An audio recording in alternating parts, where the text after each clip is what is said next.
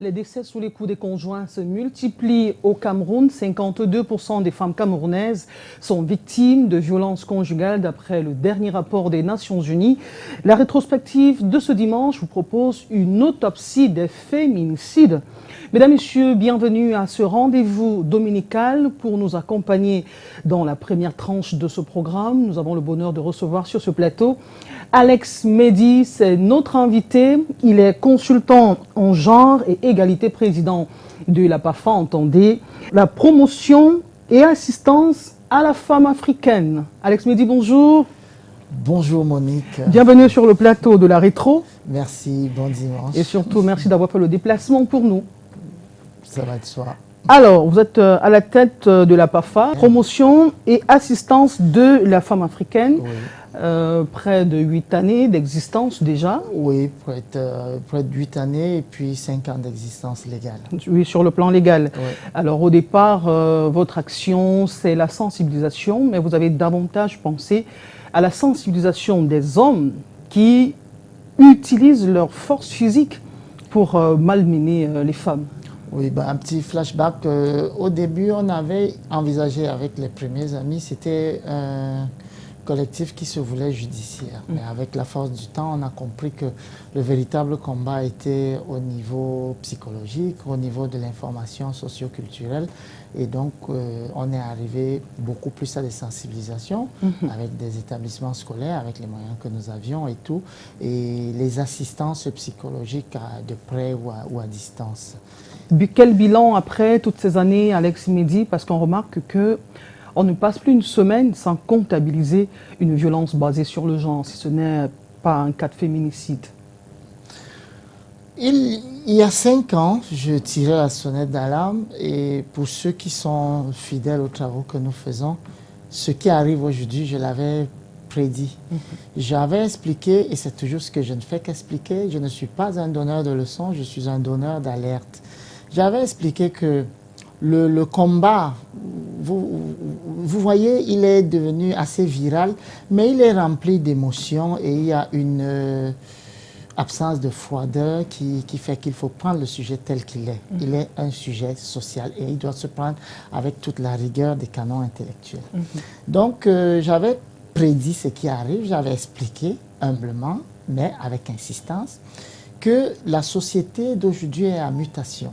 Et nous avons une importation d'idéaux qui ne correspondent pas véritablement à notre socioculture. Et ces sociotypes importés ont fait qu'il y a une sorte de rupture sociale aujourd'hui où la mère d'hier n'est pas la mère d'aujourd'hui, la fille d'hier n'est pas la fille d'aujourd'hui. Mais on avait pris de haut et on continue de le prendre. Ça fait plus une agitation sur les réseaux sociaux. Mais au niveau du réel social, la confrontation est déjà là. Il y a une guerre ouverte entre les hommes et les femmes. Et c'est ce que nous étions en train d'éviter avec les sensibilisations. Et nous pensons qu'il faut continuer de clamer le fait que les droits de la femme, ce n'est pas un débat de salon, ce n'est pas un débat embarrassant, c'est une réalité sociologique qu'il faut prendre en compte quand on parle d'émergence d'une société. Parce que les femmes d'aujourd'hui, comme vous en face de moi, ne sont pas comme nos mères d'hier. Ce sont des femmes qui ont accès au même niveau d'études que nous, aux mêmes études, au même niveau d'information et qui reçoivent de façon saccadée des informations qui viennent d'autres cultures et qui leur donnent l'impression d'être des superwomen et les hommes commencent à sentir des plates-bandes qui reculent ou qui avancent, ça dépend de quel côté on se trouve. Ça crée une rupture qui crée le conflit. Donc les féminicides vont continuer si on n'a pas pris le diagnostic tel qu'il est. Eh bien, nous allons fixer le décor avec un cas de féminicide. Une femme de 37 ans qui a été battue à mort par son concubin. Ce n'est pas son mari, mais son concubin. Ça n'échappe à aucune strate sociale. Une femme de 37 ans a laissé sa vie à la suite d'une bastonnade. Reportage de Samuel Baïha. 8 ans de concubinage sous le toit de la violence. Rosine Fotso Matalon, 37 ans, commerçante, a perdu hier la vie après avoir été battue par son compagnon au quartier Bepanda Bonamoussongo. Nous sommes arrivés, elle respirait encore.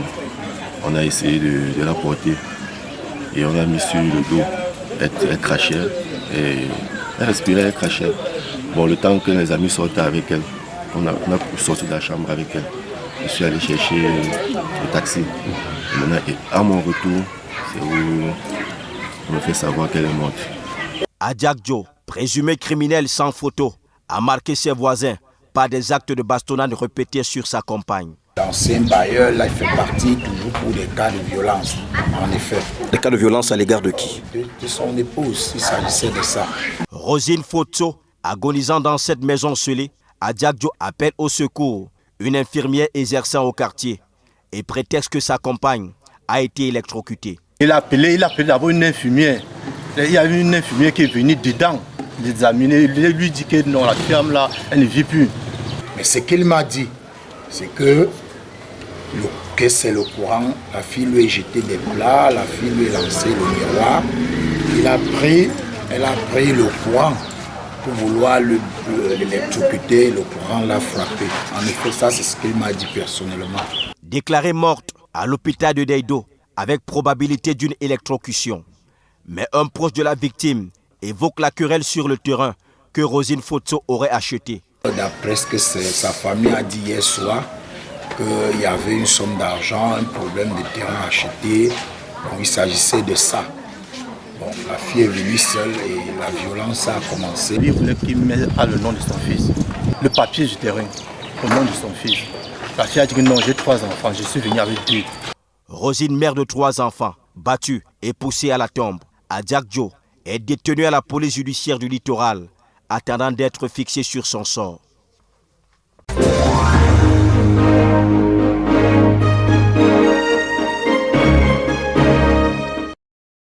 Alors, Alex Mehdi, il y a ce sacro-saint titre de madame à tout prix. On veut être une femme mariée. On est arrivé à inculquer à plusieurs jeunes femmes que l'ascension sociale, l'indice de réussite sociale, c'est d'être marié. Il y en a qui se retrouvent, comme dans le cas d'espèce, vous êtes en situation de concubinage. Ce n'est pas la première fois qu'elle reçoit des coups de poing de son conjoint ou de son concubin, mais ne plie pas bagage. Comme je parlais, il faut toujours prendre des indicateurs socioculturels. Dans notre socioculture, bantou en grande majorité, et même sahélienne, le mariage est utilisé comme une réussite sociale. C'est célébré comme une atteinte sociale. Vous voyez, même quand on sort nous-mêmes, hein, avec le niveau d'éducation que nous avons, quand on sort souvent des mairies, on voit la femme brandir la main et ainsi de suite. C'est parce que c'est vendu socialement comme étant une grâce.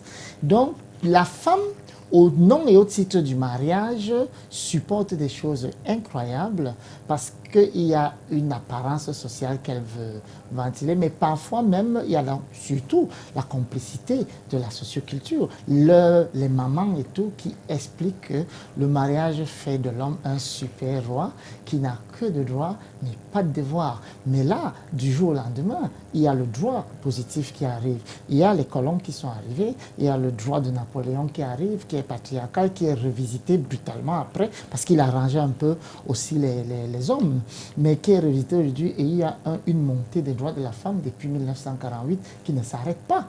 En 1999, il y a la loi CEDEF. Après, en 2003, même en Afrique, le protocole de Maputo, les accords de Beijing de 1995. Donc, ça vient de partout. Et les hommes se disent, mais waouh, qu'est-ce qu'on va faire de toutes ces femmes? Malheureusement, la conjoncture aussi fait que le super roi ne peut plus s'occuper comme peut-être nos parents s'occupaient de nos mamans. Et les femmes commencent à de plus en plus avoir connaissance de leurs droits. Et cette connaissance brutale crée dans le conflit qui arrive au féminicide. Or, ce que nous devons faire, ce que nous faisons déjà, nous, c'est de préparer la société de demain à cette réalité. On va faire avec 51% de la population féminine où on va échouer tous ensemble. Ok. Alors, vous parliez tantôt de l'exemple du Grand Nord Cameroun. Il ne s'agit pas d'une stigmatisation du Grand Nord. L'écrivaine Djali Amadou Amal, dans son livre intitulé Les Impatientes, faisait déjà remarquer que dans cette partie du Cameroun, l'homme a le droit de vie et de mort sur sa femme. Et que c'est un déshonneur pour une famille de voir leur fille quitter le mariage parce qu'elle a été bastonnée. Et même quand bien même les autorités sont au fait de cela, elles craignent de créer une sorte d'incidence sociale. Ça se métastase dans plusieurs régions du Cameroun, ce phénomène de féminicide. À la fin, on dira, c'est la société qui est coupable. La société est coupable. Le regard social, le les regard perceptions. On a créé une société où c'est oui ou non, on est binaire. Et on pense que pour diriger, il faut opposer les gens. En fait, on attendrait que je vienne ici et que je commence à accuser. Moi, je n'accuse pas. Donc, ma constitution même spirituelle ne me permet pas aujourd'hui d'accuser ou d'opposer les gens, mais de proposer.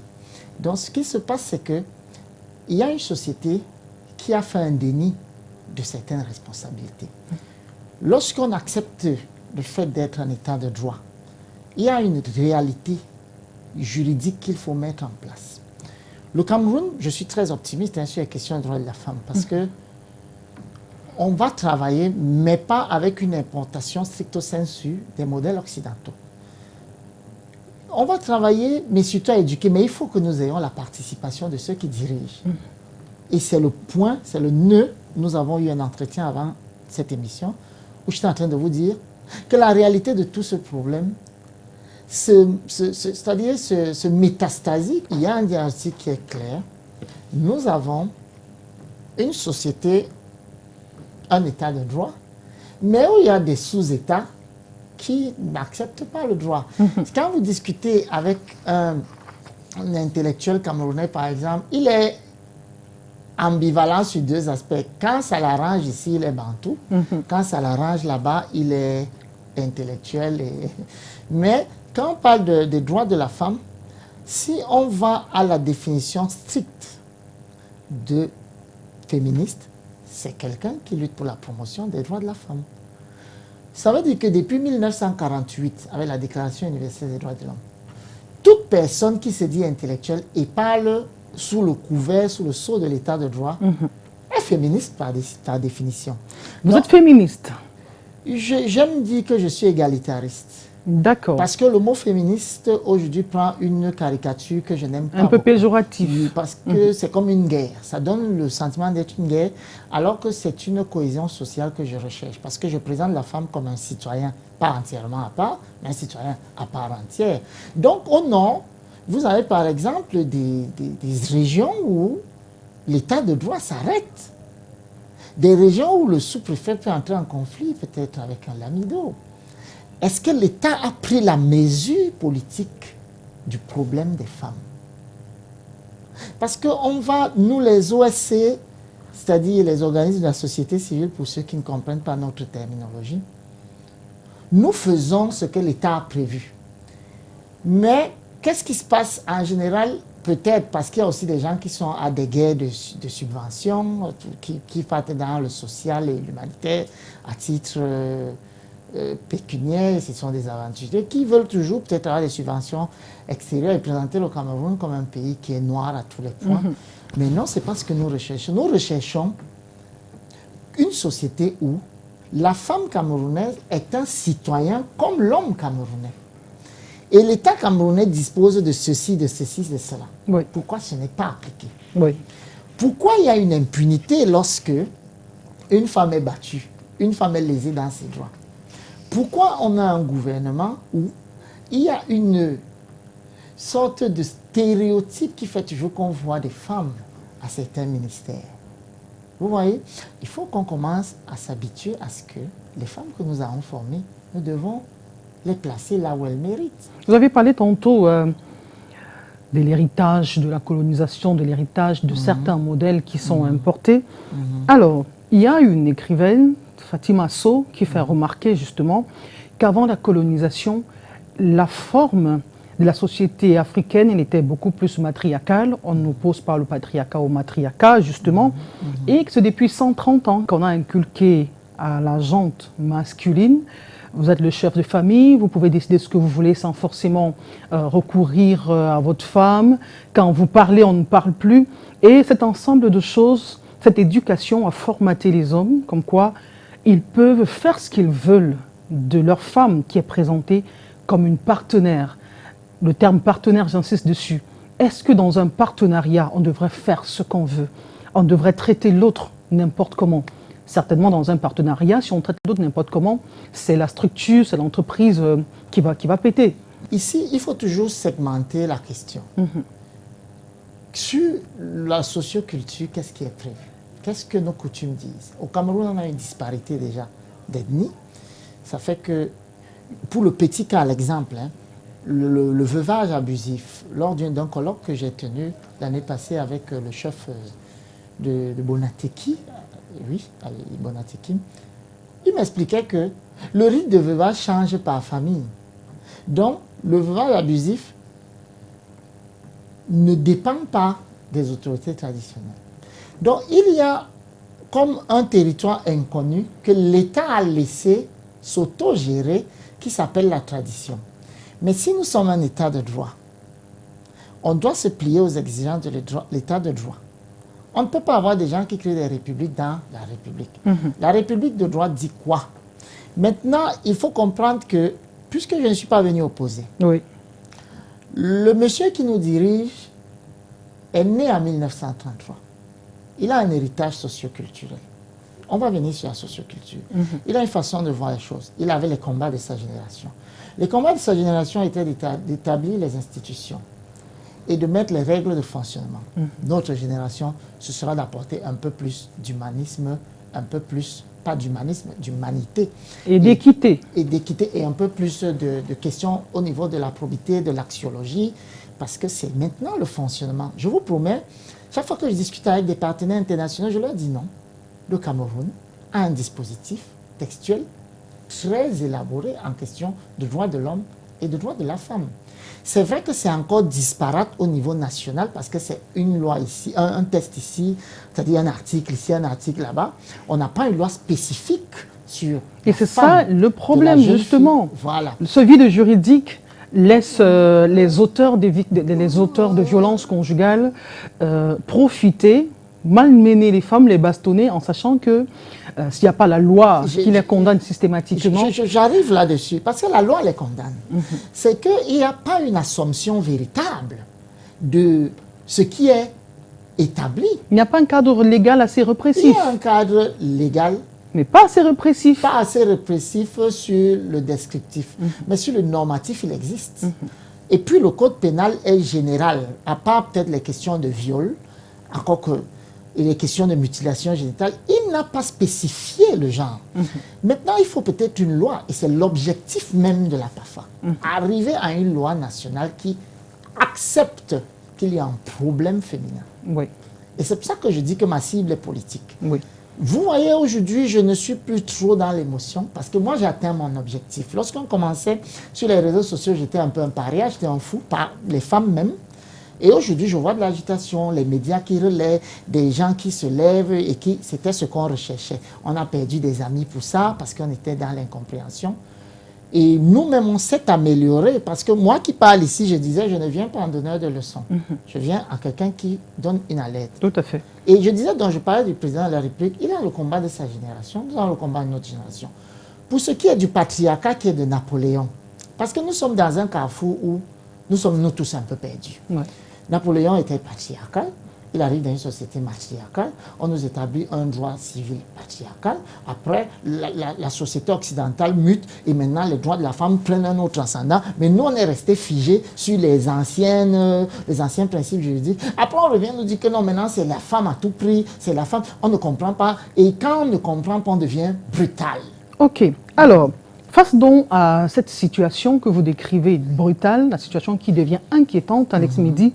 Invivable. Invivable. N'est-il pas temps de sortir des tiroirs le code de la femme, le code de la famille qui a été promu, écrite par les organisations de défense des droits des femmes pour qu'enfin on ait un document, une orientation pour créer un malaise législatif. Oui, justement, pour prévenir le phénomène. Question des chefs de famille. J'aime les petites anecdotes. Un de mes jeunes frères m'a écrit dernièrement sur le conflit Russie-Ukraine, mais je ne parlerai pas du conflit, mais il venait me chambrer un peu et puis il dit, maintenant que tu défends les femmes, pourquoi les femmes ne peuvent pas faire la guerre? Il était sûr qu'il avait une pépite. Je lui ai dit, si je suis ta logique, il dit, mais parce que la réalité physiologique fait que je dis d'accord. Ça veut dire qu'en réalité, Francis Ngannou a plus de droits que peut-être nos ministres de la République, puisqu'il est plus fort. Puisque pour toi, la réalité juridique, l'égalité des droits dépend de la force physique. Ça veut dire que tous les physios de boîte de nuit, en fait les portiers, comme on dit ici, c'est les hommes qui ont plus de droits que nous, parce qu'on ne peut pas faire le poids physiquement. Donc au niveau physiologique, c'est un échec. La question d'égalité de droits est une question d'ordre public. Ce n'est pas... Je n'aime plus débattre. Je refuse beaucoup de débats télé sur la question, parce que c'est légitimer même l'inégalité. Il n'y a pas d'égalité à débattre. Il y a une égalité qui existe et elle doit être appliquée. C'est pour ça que je dis qu'il faut une volonté politique. Il faut qu'il y ait une assumption, que les hommes politiques assument, que les hommes politiques comprennent qu'il y a un problème de la femme. Moi, j'ai rencontré des femmes d'élite. Nous sommes rencontrés dans le cadre de mon travail. Et j'ai rencontré des femmes ministres qui participent d'ailleurs à nos campagnes. Je salue ici la ministre de la promotion de la femme et de la famille, la ministre des Affaires sociales, la ministre des Postes et Télécommunications, qui sont des femmes remarquables et toutes leurs collaboratrices. Mais vous verrez toujours, elles sont toujours réduites au même champ d'action. Parce que le problème des droits de la femme au Cameroun n'est pas la femme. Il faut laisser la femme tranquille. Elle a fait sa part. Le problème des droits de la femme est le problème des dirigeants politiques. L'éducation des hommes, des garçons. Ceux qui décident ne prennent pas ce problème au sérieux. Peut-être il faut que la mort arrive dans leur propre famille, mais c'est aussi difficile parce que bon, c'est difficile d'avoir le soutien, les subventions de quelqu'un qui lui-même met la main sur sa femme. On a des enseignants d'université qui frappent leur femme, on en a reçu jusqu'à lui. Ce n'est donc pas un problème d'électrisme ou pas. Si quelqu'un qui bat sa femme jusqu'à ce qu'elle aille à l'hôpital est un enseignant d'université, vous comprenez que le malaise est profond. Et si l'État ne met pas de la rigueur, au moins, parce qu'avant qu'on arrive à la loi spécifique nationale, il y a des lois internationales. On va y revenir juste... Il faut juste qu'on arrive à l'appliquer et c'est la rigueur qui manque. On va y arriver justement. Avant ça, je vais vous proposer ce récapitulatif des cas de féminicide enregistrés ces dernières années au Cameroun sur 2-3 ans seulement. Ils ont été parcourus par notre reporter Julio Trésor Tanon. Et cette semaine, justement, l'Union européenne a décaissé près d'1 milliard de francs CFA pour accompagner les organismes de la société civile pour lutter contre les violences basées sur le genre. Je vous propose ces 2 reportages et derrière, nous parlerons des solutions, comment en sortir définitivement de ce phénomène qui endeuille les familles. Avril 2019, Edouard Zefac tue sa compagne. Ils étaient pourtant en séparation et il avait signé des engagements à la brigade de Bodjango de ne plus s'approcher de la victime avec qui l'entente avait foutu le camp pour céder place aux scènes de violence. Fin 2021, Tsafak Raoul tue de sang-froid son ex-compagne. Pourtant, il avait pris un engagement lui aussi à la gendarmerie de Bodjango de ne plus s'approcher d'elle. Dans nos archives, nous retrouvons le cas de Félicité, battue par son mari un soir de novembre 2018. Elle l'avait échappé belle. Je vois comment quelqu'un me tape au pied avec la pelle bêche. Il soulève encore. Il tape là. Et voilà, la main est devenue comme ça. J'ai dit, yé, donc c'est déjà à ce niveau, c'est toi qui veux me tuer. Je vois, il soulève, il tourne le côté de la houe. Il envoie sur ma tête. C'est là où je couvre. Je soulève la main gauche difficilement. Ça coupe ma dernière fille là. Je me crie. Des cas connus de féminicide sont légion, mais d'autres femmes souffrent encore en silence pour plusieurs raisons. Ces femmes qui sont souvent battues, qui subissent tout type de violence, n'en parlent pas beaucoup. Et lorsqu'elles en parlent, leur entourage ne les accompagne pas. Ce qui entraîne quoi? Ce qui entraîne que parfois les familles vous disent est-ce que tu es la première à être victime de violence? Est-ce que ton époux fait ce qu'il a à faire? S'il fait ce qu'il a à faire, reste tranquille. C'est normal. Donc on a normalisé cette situation de violence qui devrait normalement être décriée. Le gouvernement doit faire quelque chose pour stopper la saignée. J'invite ici le ministère des Affaires sociales, le ministère de la Promotion de la Femme et de la Famille à agir. Parce que, comme vous le constatez, la ministre est muette. Elle ne parle pas. On se demande où elle se trouve. On se demande si elle sait même ce qui se passe. On se demande si elle comptabilise ces cas de violence qu'on observe aujourd'hui. Des cas de féminicide poussent à réfléchir. Chacun a finalement sa part de responsabilité. Mais dès le premier coup ou la première gifle, la victime devrait dénoncer et être soutenue ou tout simplement plier bagage.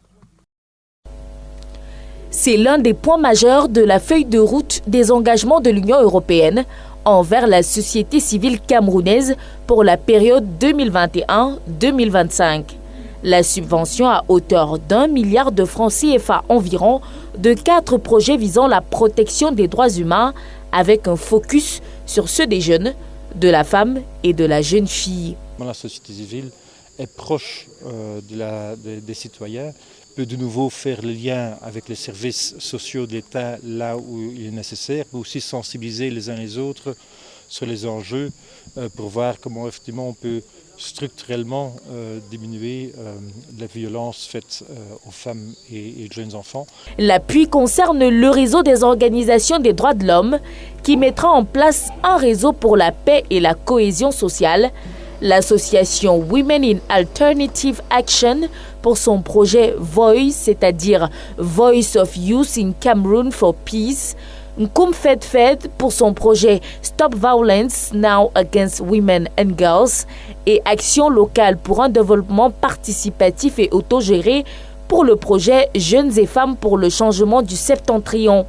Chaque plan d'action ici est fonction des réalités locales. Les solutions qui sont mises en place passent par le renforcement des capacités afin que le cadre légal soit respecté, que les droits de la femme soient respectés. Également, un accent est mis pour l'autonomisation économique et financière des femmes. Les structures comme le CEMIL sont prêtes pour connaître des questions, par exemple, de bavure. Nous voulons ramener ces structures-là auprès des populations, c'est-à-dire donner des contacts des responsables du CEMIL, donner des contacts des responsables des points focaux droits de l'homme. Ces projets vont se déployer dans les 10 régions du Cameroun, notamment dans les zones en conflit et celles des déplacés internes.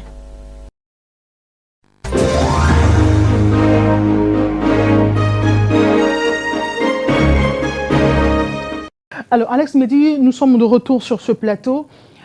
Nous parlions également du volet de la pastorale. C'est justement l'une des raisons pour lesquelles je vous ai invité, parce que, connaissant votre versant spirituel, vous êtes accompagnateur spirituel.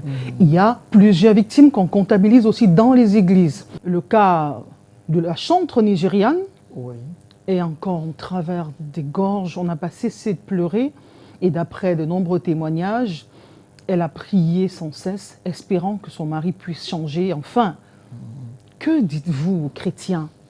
Va-t-on rester dans un mariage à tout prix parce que ce que Dieu a uni, personne ne peut désunir? Bon, je vais essayer d'être le plus universel possible. Parce que, c'est important. Comme vous l'avez dit, je suis chrétien et j'assume ma foi. J'ai d'ailleurs une page chrétienne, Alex Mehdi de Christ, où parfois je peux éduquer sous le prisme du christianisme. Maintenant, quand on parle de l'Église, il faut bien comprendre c'est quoi l'Église. L'Église, c'est le corps du Christ. Donc, c'est le peuple de Dieu, nous. Et la tête, c'est Jésus-Christ. Et l'Église a un modèle, qui est un modèle alpha, qui est Jésus-Christ. Si, de façon générale, aimer son prochain, aimer son ennemi est une injonction pour nous, pour suivre le modèle, le maître, comment on va arriver à mettre la main sur la femme. Mais dans l'évangile de Matthieu, il y a un passage où les disciples demandent à Jésus, est-ce que le divorce est autorisé? Jésus dit, Dieu n'a pas autorisé le divorce. Dans le livre de la Genèse, on dit ce que Dieu a uni, personne ne peut séparer. Mais il a dit les cœurs des hommes, il a utilisé une expression, je vais dire les mauvais cœurs des hommes ici, ont fait que Moïse est arrivé à créer le divorce. Mais Jésus-Christ explique là plus loin que aucun homme ne peut répudier sa femme. Alors qu'est-ce que les disciples disent après? Ils disent, dans ce cas, il serait bon de ne pas se marier. La sagesse derrière, c'est quoi? La sagesse, c'est que si vous n'avez pas la maturité spirituelle pour prendre la fille de Dieu chez vous, ne la prenez pas. Si vous n'arrivez pas à vous assumer spirituellement, ne prenez pas femme. Vous répondrez. Dans les épîtres de Pierre, il dit, il ne vous sert pas à grand chose de prier si votre femme est en colère contre vous. Vous comprenez? C'est toute une éducation au mariage. C'est toute une éducation. Donc, en fait, il y a des choses qui sont comme des abominations. Jésus n'en a pas parlé. Jésus n'a pas parlé de la violence dans le mariage parce qu'en fait, c'était incroyable qu'on en arrive là. Donc, vous commencez à comprendre. Donc, ceux qui vont, c'est hors la loi, sociaux, qui croient que l'Église est un fourre-tout. C'est pas vrai, l'Église est pure et intacte. Il y a des pasteurs aussi qui faire violentent leurs entre- femmes. Et ça fait perdre un peu, ça perd un peu les fidèles. Il faut faire attention entre l'Église et l'institution autour de l'Église. L'institution autour de l'Église s'appelle la religion. Oui. Elle est humaine. Et dans la même Bible, on dit soyez irréprochables. Irréprochable, c'est dans la société de César. La société de César, parce que dans la société de Dieu, on ne peut même pas débattre sur la violence sur la femme. Mais si on veut expliquer comment ça doit se passer, la société de César dispose que nous devons payer le taxi à 250, nous devons payer le pain à 150, nous devons payer nos impôts, nous devons respecter la loi, nous devons nous arrêter au feu rouge, nous devons respecter les droits des autres, nous devons respecter les droits de la femme. Donc il n'y a aucune institution qui peut, c'est-à-dire une institution qui protège par une omerta qu'on ne comprend pas un homme violent, c'est une église, une religion qui est complice, qui est hors la loi. Donc vous ne pouvez pas vous constituer hors la loi et venir vous camoufler derrière le corps de Christ. C'est même une infamie. Il ne faut même pas qu'on arrive à débattre. Il faut que cette éducation entre dans l'Église pour qu'il y ait comme une enquête même de moralité lorsqu'on veut donner le sacerdoce à un être humain. Parce que quand il y a des chrétiens tièdes, là je parle sous le prisme de ma foi, quand il y a des chrétiens tièdes et il arrive, il voit ça. Mais ce sont des mécanismes, si nous sommes sur la sphère spirituelle, ce sont des mécanismes qui font que c'est satanique. Parce qu'on confond la religion, on confond l'homme à Christ, mais c'est parce que les gens ne lisent pas la Bible. C'est parce qu'ils ne suivent pas le maître alpha. Justement, Alex me dit, dans la Bible, il est écrit qui a rencontré la femme a trouvé le bonheur. Physiquement, elle est plus faible, elle est vulnérable. Il est toujours écrit, vous devez la protéger. Vous l'avez aimée avant de l'épouser. Vous avez échangé des vœux, c'était beau. Mais comment on est arrivé à utiliser une pelle pour frapper votre bien-aimé au point de lui ôter la vie? En général, je dis ce sont des voyous. Et ils doivent répondre à la société de César. La société de César doit les sanctionner. Il y a un problème au Cameroun et dans beaucoup de pays d'Afrique, mais je parle depuis ma chapelle, c'est l'impunité. L'impunité qu'on retrouve dans nos services publics avec la corruption, l'impunité qu'on retrouve dans nos commissariats où vous portez plainte à quelqu'un, vous êtes sûr que vous êtes dans vos droits, les plus élémentaires, et c'est vous qui n'avez pas gain de cause. C'est cette impunité qui fait qu'un homme peut frapper une femme, puisqu'il sait qu'au commissariat, le commissaire même frappe sa femme. Il y a même des cultures qui disent justement, un homme qui ne frappe pas sa femme ne l'aime pas assez. Je ne vais pas la citer, vous la connaissez certainement. C'est quand on atteint le niveau de syndrome de Stockholm, où on commence à établir des lois machistes qui font rire. Hein? Je n'aime pas, moi ça ne me fait pas rire. Moi je suis Sawa, je suis Douala. On dit les Douala c'est des vantards, je n'aime pas. Les Bamileke, c'est des gens qui je n'aime pas. C'est un humour que je n'accepte pas. Parce que ça a un impact psychologique qui fait que ça transforme votre mentalité. On dit que les bêtis, par exemple, aiment ce qui est toujours en dessous de la ceinture. Et vous voyez toute la musique aujourd'hui, alors qu'il y a de grands musiciens. Mon épouse, par exemple, elle est bêtis, mais vous n'allez jamais retrouver une musique qui pervertit les mœurs. Donc, il faut refuser ces condamnations sociales dans lesquelles on nous embarque. Donc, je voulais revenir clairement, parce que bientôt, peut-être, on va aller à la fin. Il y a 2 ou 3 choses sur lesquelles je vais être clair. Il faut qu'il y ait l'engagement politique. Je veux qu'on soit avant-gardiste et qu'on explique à ceux qui dirigent aujourd'hui que cette société malade, parce qu'une femme battue, il faut bien expliquer qui est Ève qui est Adam. Adam, ça veut dire fait de terre rouge. Adama. Et Ève, ça veut dire Awa, source de vie. Donc, lorsque la source de vie est malade, la société est malade. Donc, lorsque vous faites des enfants qui ont vu leur maman battue, lorsque vous battez votre femme, c'est une société au niveau spirituel maudite et au niveau social traumatisée psychologiquement. Voilà. À quel moment doit-on prendre les gens beaucoup? Puisque nous parlons de féminicide, ce sont les femmes qui sont les principales concernées. Tolérance zéro.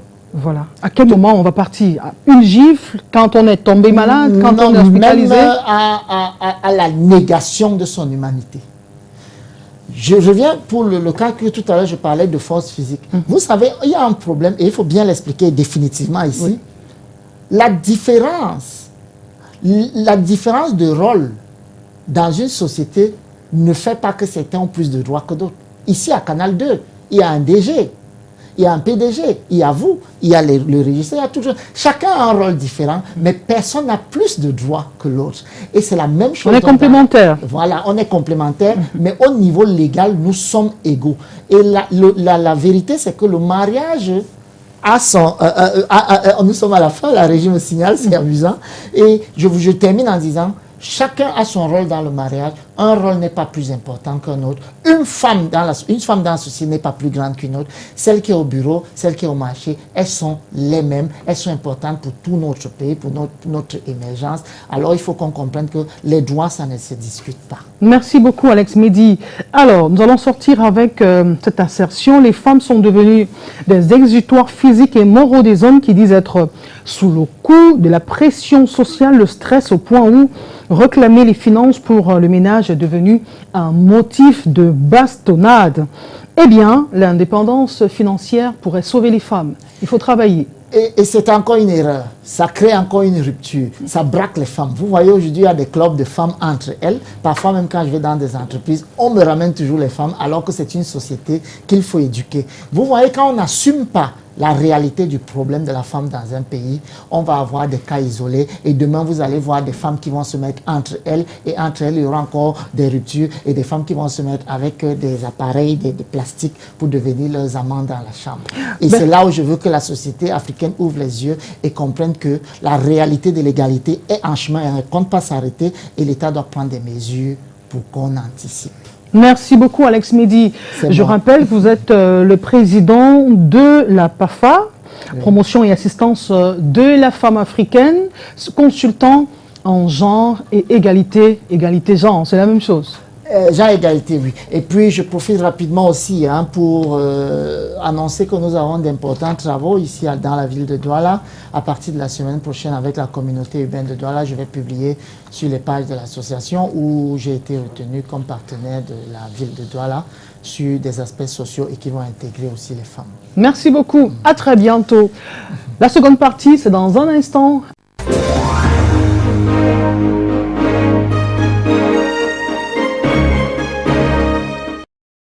Ce sont des images insoutenables. 2 jours plus tôt, une femme perd ses 3 enfants après avoir consommé un produit avarié. Je vous propose ce reportage de Samuel Baïha. Une famille anéantie après avoir consommé hier soir leur dernier repas au quartier PK21 à Douala. Jacqueline Deinou et ses 3 enfants, éprouvés par les maux de ventre, meurent dans des hôpitaux séparés. À l'hôpital à Quintini ce matin, les proches cherchent sans réponse les raisons du drame. Quand j'arrive, je trouve l'avant-dernier, le couché étant déjà mort. Tellement où se trouve ma soeur, qui est la maman, elle est morte, elle est à l'hôpital. Mais voilà, le deuxième qui sort. Il sort dehors, il se couche, il commence à vomir, mais voilà qu'il commence à crier, waouh. J'allais à l'hôpital, il dit ok, mais voici, je vais courir. La dernière où je veux savoir là où se trouve la dernière fille. Avec la dernière bingo. La mort subite a aussi frappé l'époux de cette dame encadrée. L'homme avait été appelé secourir la famille en détresse. Son dernier coup de fil, il l'avait passé hier à 22h. Il me rappelle mieux que sa grande sœur morte avec son fils, le dernier, avant-dernier. Il vous appelle quelle heure environ? C'était 22h comme ça, 22h qui ne fait pas de ça. 22h, 23h. À 1h, 2h, le téléphone sonne. Je me lève. C'est Madame Michel. Je dis oui, c'est Madame Michel. Lui, il est à la cantine. Je dis que c'est comment il est à la cantine. Il faut venir. 5 morts, un coup de massue pour ces gens dévastés. Mais quand nous quittions les lieux, hormis les 3 enfants de la fratrie décédés, un autre était en réanimation à l'hôpital à Kengtini.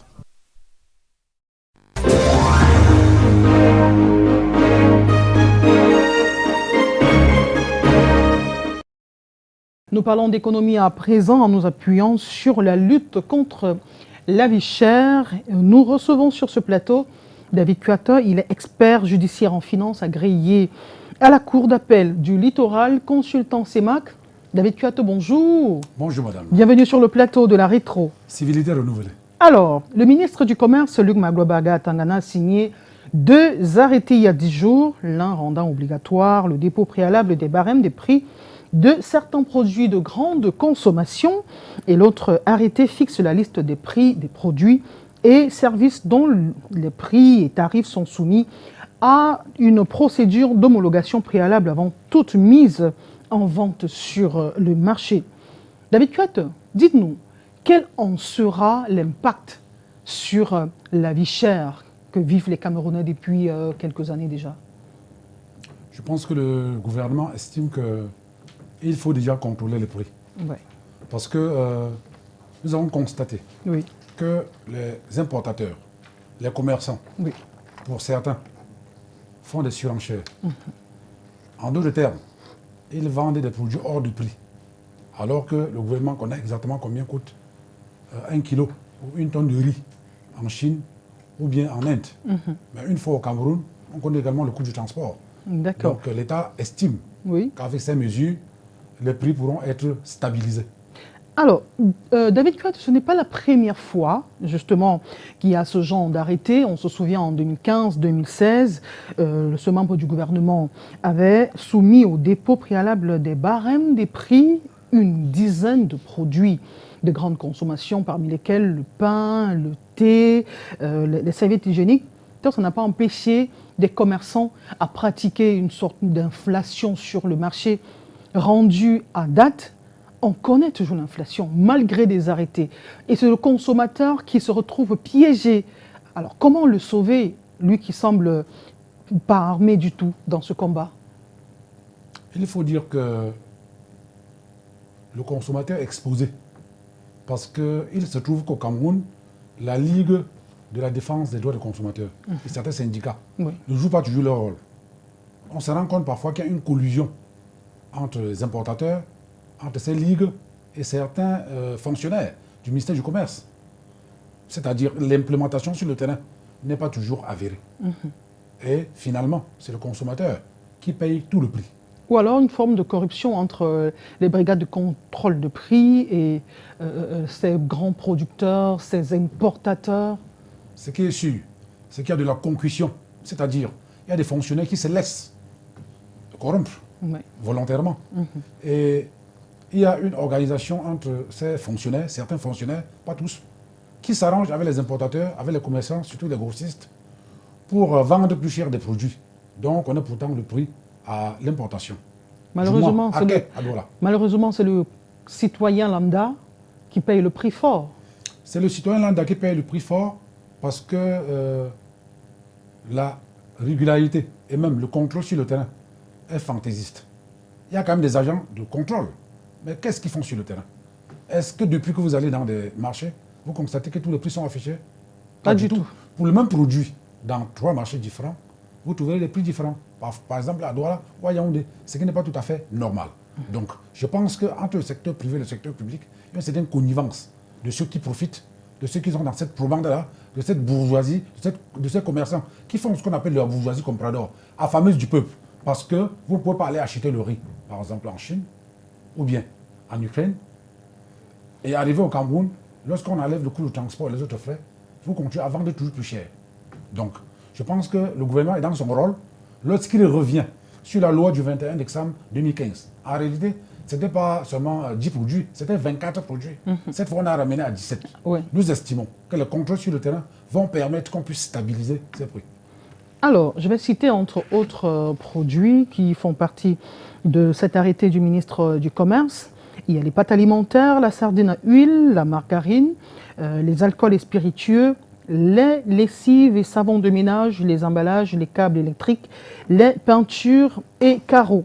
Eh bien, nous allons nous intéresser à autre chose à présent. Nous allons rester sur le versant économique. Eh bien, cette semaine, on parle de l'économie verte. Avec les bambous, on a vu une jeune Camerounaise qui nous a proposé des cure-dents dont l'importation coûte en moyenne 5 milliards de francs CFA. Pour un pays qui importe, pour un pays qui produit des bambous, ça paraissait surréaliste. Nous nous rendons à Yaoundé pour vivre ces événements. Il est petit mais coûteux. Le cure-dent, cette tige de bois pointue aux extrémités utilisée pour ramasser des mignardises. Importé de Chine chaque année, il coûte près de 5 milliards de francs CFA à l'État du Cameroun, selon des chiffres du ministère des Forêts. Nous le retrouvons ici, à la foire au bambou, où Marcel expose les siens, made in Cameroun cette fois. Nous achetons les bambous dans des dépôts de bois dans la ville de Yaoundé. Et nous transformons ces bambous pour avoir le produit fini que vous voyez ici. Pour cette ambassadrice exclusive du cure-dent, l'expertise est déjà acquise grâce au projet Inter-Africa mené par l'Organisation internationale pour le bambou et le rotin. Pour les pics brochettes, nous avons une dimension de 25 cm comme ceci ou de 20 cm comme vous pouvez le voir là. Et pour ce qui est du cure-dent, nous prenons la dimension de 6,5 cm. Un centre commun de production vient d'être installé au quartier Kolbison à Yaoundé. Il se met depuis ce début d'année au service des producteurs et des utilisateurs de la petite baguette. La production est en marche, même si elle est encore en phase d'expérimentation. Selon les projections, l'unité de production pourrait à elle seule combler un quart des besoins du marché camerounais. C'est difficile de donner une capacité de production parce que nous travaillons encore sur commande. Plus les commandes sont importantes, plus nous essayons de nous calibrer par rapport à ces commandes-là. La pique Made in Cameroun révèle ses charmes. Ils sont plus solides étant donné que les cure-dents que nous importons sont fabriqués à partir des déchets. Et nos cure-dents sont fabriqués à partir du bambou naturel même. Le petit producteur, pendant ce temps, cherche encore des financements. Objectif, se doter de machines et ainsi passer le cap industriel.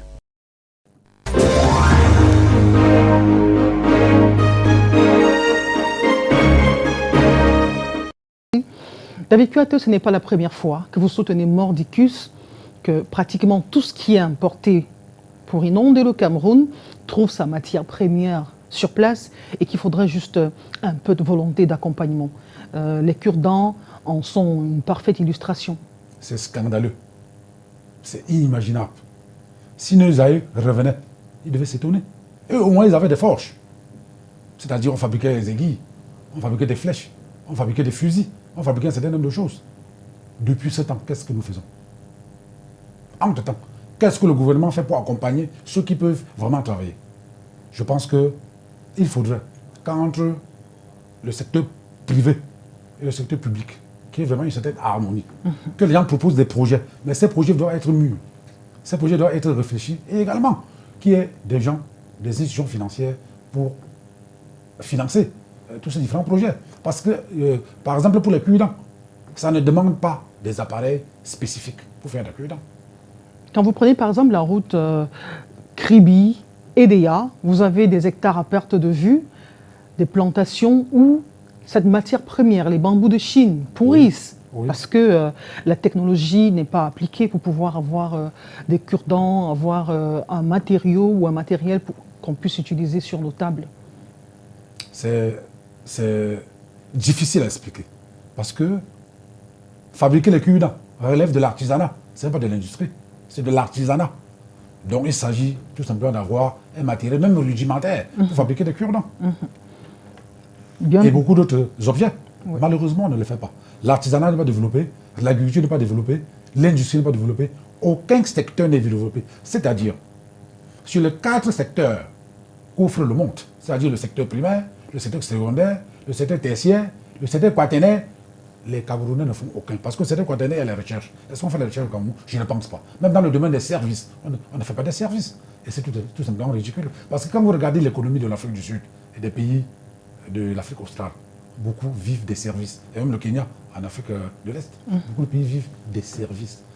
Pour planter des bambous de Chine, ou bien pour les entretenir, ça ne demande aucun effort. Ça ne demande pas de l'engrais. La terre est suffisamment fertile. Il faut seulement attendre que ces bambous soient prêts. Et venir les chercher pour aller fabriquer par exemple des cure-dents. Malheureusement, on ne le fait pas. On a envie d'interroger ce qu'apportent les grandes écoles que nous avons. Nous avons Polytech, nous avons des écoles qui attirent des expatriés sur le sol camerounais. Mais écoutez votre argumentaire. Tous ces efforts, toutes ces écoles qui sont mises sur pied n'apportent pas une plus-value de façon conséquente à pouvoir booster l'économie du Cameroun. En réalité, au Cameroun, il y a des grandes écoles. On y forme des étudiants. Mais on ne sait pas où est-ce qu'ils se retrouvent finalement. Chaque année, on voit les gens aller faire des cours à Polytech ou dans d'autres écoles. Mais en fin de compte, vous ne voyez personne. Est-ce que vous vous rendez compte qu'aujourd'hui, avec ce qu'on appelle par exemple le BTS, il y a des enfants qui ont le BTS en électricité, ils sont incapables de venir vous dépanner une petite panne à la maison. Vous remettez en question les contenus des formations? Je remets en question le contenu des formations et le sérieux de ces étudiants. Aujourd'hui, au Cameroun, c'est le culte du diplôme. Et la corruption intervient également dans le domaine universitaire parce qu'il y a des étudiants, et particulièrement des étudiants, qui ont des diplômes qu'ils ne méritent pas. Vous n'avez qu'à constater dans votre milieu ici et ailleurs, des gens qui ont des licences professionnelles, des bacs plus C5, plus C6, plus C7, mais quand ils sont sur le terrain, ils sont incapables d'exceller dans leur domaine. On a espéré qu'avec le système de la professionnalisation des enseignements, on aurait une meilleure main-d'œuvre.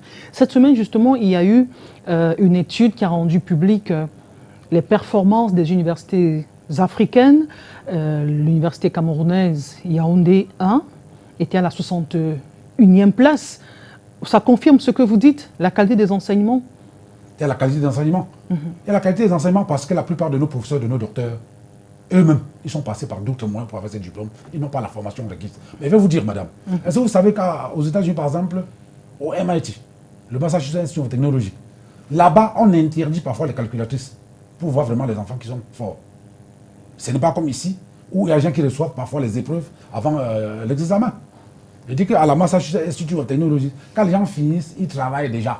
Ils travaillent déjà à General Electric, ils travaillent déjà à Bosch, ils travaillent déjà à Boeing, ils travaillent déjà à Norton, tout le monde. Ils travaillent dans la plupart des structures. Parce qu'il y a beaucoup, il y a la pratique pendant qu'on est en train de fréquenter, il n'y a pas assez de théorie. Ils apprennent effectivement, ils ne sont pas en train de chercher le bout du papier pour aller au quartier Brandy. Mais partout au quartier, maintenant, tout le monde est docteur, tout le monde est professeur, tout le monde. En fin de compte, quand vous regardez la valeur intrinsèque, vous vous demandez qui est-ce qui leur a donné ces diplômes. D'ailleurs, je vais vous le dire, en France et dans beaucoup de pays européens, lorsqu'on finit de vous délivrer un diplôme, on vous demande d'exercer en France d'outre-mer ou dans les colonies. Parce qu'on sait effectivement que vous n'avez rien appris du tout. Parce que si vous avez été talentueux, on vous aurait retenu pour travailler dans une structure. Par exemple à Schneider, ou bien par exemple pour travailler à Tatenger. Vous parlez là du know-how. Du know-how. D'accord. Eh bien, nous allons nous intéresser à tout à fait autre chose. On parle de politique. Avec votre concours, nous allons nous intéresser à une actualité politique qui a fait couler beaucoup d'encre et de salive cette semaine. La radiation du professeur Mesanga Nyanding des rangs du Rassemblement démocratique, des rangs du Rassemblement démocratique du peuple camerounais. Avec la plume de Rodrigue Tonguet, nous reparcourons cette actualité et derrière, nous prendrons la réaction. Il avait débarqué au devant de la scène au milieu de la décennie 2000, renforçant l'équipe des fantassins médiatiques du parti au pouvoir.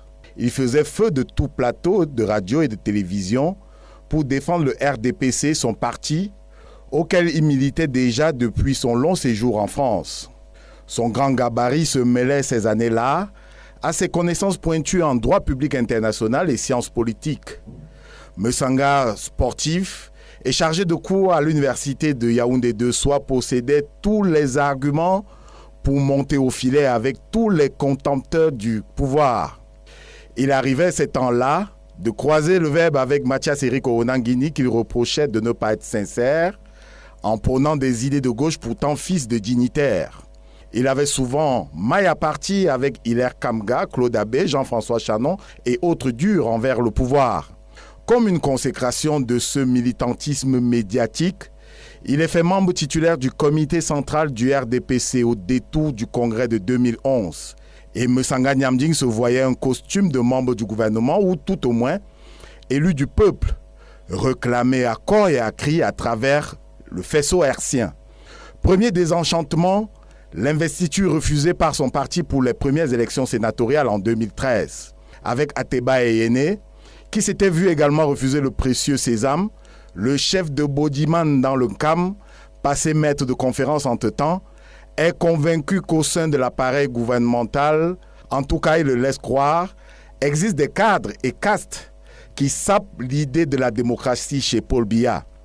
Naquit alors le concept du coup d'état scientifique, défini comme une action sibylline, sournoise, menée par de seconds couteaux qui veulent soulever le peuple contre Paul Biya alors qu'ils sont entretenus aux frais de la princesse. Charles Ateba Eyene, co-religionnaire décédé, Mesanga Nyamding reprend quasi seul le flambeau. Mais impatient d'atteindre un strapontin gouvernemental, il affiche des actes déloyaux envers sa famille politique au point de tracer une ligne de démarcation entre lui et les autres. Mesanga, le biaïste, aveuglé par ses frustrations, il multiplie ce qui est perçu par la direction du parti comme des sorties de piste. À la chaîne, le prof de sciences politiques et juridiques est retiré de la liste des communicants de sa formation politique, affecté loin de Yaoundé, devenu paria et envoyé en conseil de discipline une énième fois, jusqu'à la main lourde du président national, l'exclusion définitive. Le prof n'aurait pas bien assimilé le cours. La discipline du parti s'accoutume très peu, au RDPC comme ailleurs, de la liberté de dénoncer. L'une donne des dehors de libertinage à l'autre. J'ai deux possibilités de droit. Première possibilité, je peux saisir le président de première instance de Yaoundé. Et j'ai des sources à côté du président qui m'ont appelé pour me dire qu'il n'a jamais signé depuis qu'il est arrivé. Je vous jure, madame, je suis un chef, que c'est un faux, un grand faux, pour qu'il n'a jamais signé. C'est pourquoi j'ai le sourire. Et puis, deuxième possibilité, je peux faire un recours gracieux, effectivement, auprès du président, à l'effet d'avoir sa vraie signature. En réalité, madame, pour terminer, personne ne pourra enlever Paul Biya de mon cœur. Et le renouveau, pour vous dire vraiment ce que je pense, franchement, je veux passer à autre chose. Et on verra.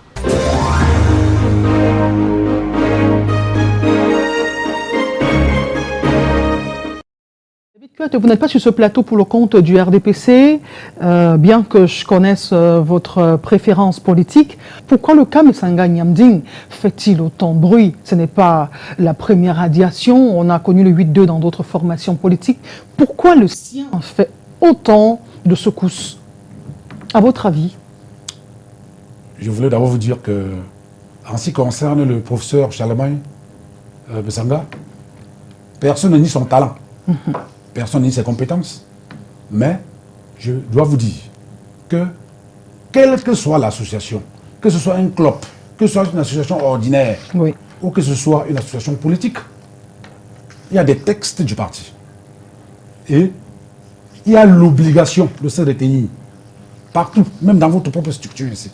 Moi, je pense qu'il n'était pas le seul à passer au conseil de discipline, mais je crois que, en tant qu'un professeur qui enseigne les sciences po, il a lu suffisamment Machiavel. Pas seulement Le Prince. Il a lu d'autres livres de Machiavel. Par exemple, la Descartes de Tillif. Il aurait lu ça. Je pense qu'il aurait également lu d'autres auteurs comme John Locke ou Spinoza. Mais je pense surtout qu'il aurait dû lire. Il devait lire les mémoires du cardinal Mazarin. Qu'est-ce que le cardinal Mazarin dit par rapport au pouvoir politique?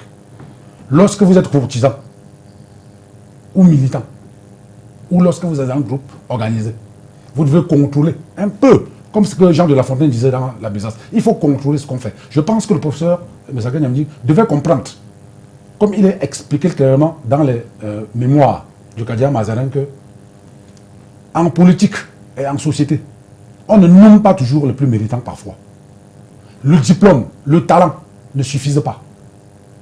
Il y a un élément très important que les différents responsables des ressources humaines connaissent très bien. C'est que il faut être en adéquation avec le système. Lorsque vous n'êtes pas en adéquation avec le système, même si vous avez tous les diplômes du monde, vous ne pouvez pas vous accrocher. Et revenant maintenant au Rassemblement démocratique du peuple camerounais, lui, l'estimé professeur, connaît mieux les textes. Ok, vous voulez dire que dans les bois, les loups hurlent ensemble. Vous sortez des bois. Nous allons sortir par une autre thématique, renouvellement des accords militaires entre la Russie et le Cameroun. Eh bien, David Kuatin, la diabolisation de la Russie est dans l'air du temps. Vous êtes de ceux qui voient une sorte de croc en jambe de Yaoundé vis-à-vis de ses autres partenaires comme la France, les États-Unis, l'Allemagne. Je vais vous dire, madame, que le Cameroun est un pays indépendant. Et à ce titre, les autorités peuvent avoir le partenariat avec qui ils veulent. Moi, en ce qui concerne la Russie, c'est l'actualité. Il se trouve que la Russie, avec la guerre de l'Ukraine, démontre une fois de plus que le nouvel ordre mondial, ou tout au moins le Project of New American Century, qui a été développé par les faucons, Donald Rumsfeld, Condoleezza Rice et la famille Bush, ne tiendra pas. Alors, par rapport à ce projet, la Russie est en train de faire la guerre avec l'Ukraine. Et par rapport à cette guerre, les conséquences pourront être soit bonnes pour l'OTAN, soit bonnes pour la Russie. Mais dans tous les cas, nous ne partageons pas la vie qu'on puisse donner la mort à des innocents. Mais à un certain moment de la vie, il faut le faire. Parce que le conflit russe actuel puise sa source depuis la chute de Constantinople en 1493. Vous savez qu'à chaque fois, il faut la guerre. Mais cette guerre, les belligérants justifient. Et depuis que l'Empire ottoman a pris le devant du monde avec Mehmed II, en 1493, jusqu'en 1916, où l'Empire ottoman est tombé, et la suite avec la révolution russe, le monde a été bipolaire. Et depuis la chute du mur de Berlin et la dislocation des républiques soviétiques, les États-Unis étaient presque seuls. La Russie est en train de démontrer une fois de plus aujourd'hui qu'elle peut donner une nouvelle carte du monde en s'adossant à la Chine, à l'Inde et autres. Et si jamais les autorités camerounaises étaient convaincues qu'en se rapprochant de la Russie, ça pouvait améliorer le bonheur des Camerounais, pourquoi pas? Alors, cet accord a été renouvelé le 14 avril dernier, mais 2 jours plus tôt, le 12, il y a eu signature d'un accord similaire avec Madagascar. David Kuatin, va-t-on vers une recomposition de la carte géopolitique de l'Afrique avec la Russie? Je vais vous dire très sincèrement, madame, ce qui a été concordé en 1882, 83 et 84 par Bismarck, oui, pour que l'Afrique puisse être balkanisée, je pense qu'aujourd'hui, la Russie, la Chine et d'autres puissances montantes sont en train de vouloir retracer la nouvelle carte du monde. Et c'est tout à fait légitime. Parce que depuis 1815, après la défaite de Napoléon, parce qu'en fait, Napoléon a fait 86 guerres, en a gagné 17, a perdu 9. Mais quelques années après, 4 ans, la France est tombée, le royaume français est tombé. Je vais vous dire sincèrement que l'histoire est que vous allez jusqu'à la cime et après il y a le déclin. Et rien ne peut s'opposer à ce déclin. Et généralement, ça ne se passe par la guerre.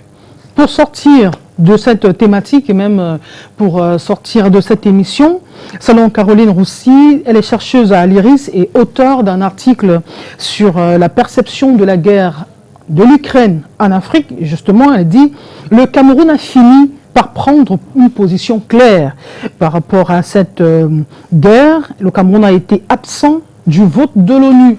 Peut-on craindre des représailles des grandes puissances qui ne sont pas en odeur de sainteté avec Moscou? Madame, revenons d'abord sur cette réunion de l'ONU, en tout cas la 3e réunion. Il était question que cette réunion, qui a été appelée par la France et les États-Unis, demandait à un certain nombre d'États de condamner la Russie. Maintenant, pour condamner la Russie, vous devez regarder les intérêts que vous avez avec la Russie, ou avec l'OTAN. Parce qu'en réalité, on nous a fait croire que la guerre était entre l'OTAN et la Russie, mais alors qu'en fait, la guerre est entre les États-Unis et la Russie. Et on constate jusqu'à nos jours. Donc, je pense qu'il était tout à fait légitime que la Russie, peut-être, veut revenir, reprendre l'Ukraine, parce que le président ukrainien Zelensky, qui a été installé au pouvoir, qui a gagné les élections, qui a été installé le 20 mai 2019, à partir du 2 septembre, a privatisé 3000 sociétés. Et ces sociétés ont été privatisées autour de 15 personnes qui sont basées aux États-Unis. C'est des Ukrainiens, certes. Et ces 2 principaux financiers, Igor Komolowski et également Rinat Akhmatov. Donc, il est tout à fait normal aujourd'hui qu'il y ait tous ces changements. Et je pense que si l'Afrique peut peut-être tirer le profit, on saura. On saura. Bien, nous allons boucler cette émission par une nécrologie. L'artiste Kodo Sitoni a offert son dernier spectacle cette semaine, décédé il y a de cela près de 5 mois. Âgé d'un peu plus de 60 ans, cet artiste de Bikutsi a fait danser des milliers de mélomanes et a inspiré plusieurs carrières. Je vous propose Kodo Sitoni pour sortir de cette émission. Pleurs, grincement de dents, croisement de doigts. Atmosphère chargée d'émotions ici à la morgue de l'hôpital central de Yaoundé. 4 mois exactement après avoir rangé son micro, Kodo Sitoni fait sa dernière apparition en public. Cette fois, couché dans un cercueil en forme de micro. Un sarcophage, comme l'a baptisé son auteur. L'icône du Bikutsi installé sur la scène écoute plutôt les autres chanter, jouer aux instruments de musique. La messe de circonstance est l'occasion pour l'homme de Dieu de prier pour que cette légende du Bikutsi chante désormais au paradis, auprès de son créateur. Le double disque d'or de la fin des années 90 mobilise ce 21 avril ici, membres du gouvernement, membres de la grande famille artistique, famille nucléaire et bien d'autres personnalités venues lui dire adieu. Celui qui a révolutionné le Bikutsi dans les années 1980 a marqué son temps. C'est un grand prêtre. Le plus grand souvenir que j'ai de lui, c'est que j'ai beaucoup appris de lui. Ni a été toujours le parent des jeunes artistes. C'est une icône qui s'en va. Après cette mise en bière, l'artiste de son vrai nom, Kodo Sitoni François, a eu droit à un office religieux à la basilique Marie-Reine des Apôtres de Mvolier. Ce soir, dès 20h, près de 100 artistes élèveront leur voix en l'honneur du père du Bikutsi Techno, né le 25 août 1959 à Newbel, un quartier de Douala. François Kodo Sitoni retournera auprès de ses ancêtres le samedi 23 avril prochain à Anka, dans l'arrondissement d'Hawaï, région du Centre.